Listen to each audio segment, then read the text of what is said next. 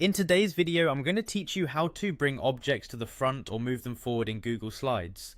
This skill is essential when you're working on presentations and need to effectively layer objects for design purposes. Let's dive in and make your slides pop with perfectly ordered elements.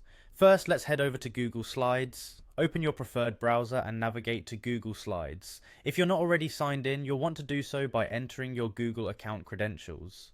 This step ensures that you have access to all your saved presentations and Google's suite of features. Once you're signed in, you'll find yourself at the Google Slides homepage. Here, you have the option to start fresh or select from a variety of pre-designed templates. For the purpose of this tutorial, let's click on Blank Presentation to start a new project from scratch. Now that we've got our blank presentation open, it's time to add some visual elements. Imagine you have an image on your slide, and you want to bring it to the forefront to highlight its importance. Begin by clicking on the image you wish to adjust. You'll know it's selected when you see the little blue squares appear around its corners. With your image selected, look towards the top of the screen for the Arrange menu. Click on it and a drop-down list will appear.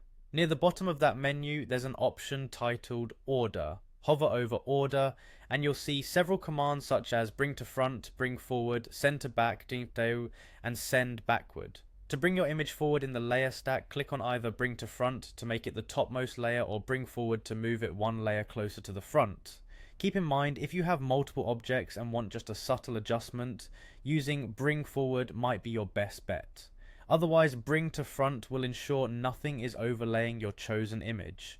Similarly, if you ever need to conceal or deprioritize an object, you'll be using Send to Back and Send Backward options. Remember, this ordering technique is not limited to just images.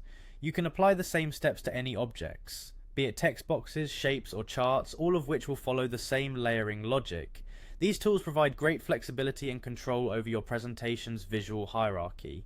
In this brief guide, we've covered how to navigate and adjust the order of elements within Google Slides effectively. Experiment with these features and you'll be crafting dynamic, eye-catching presentations in no time. Thanks for watching and happy designing.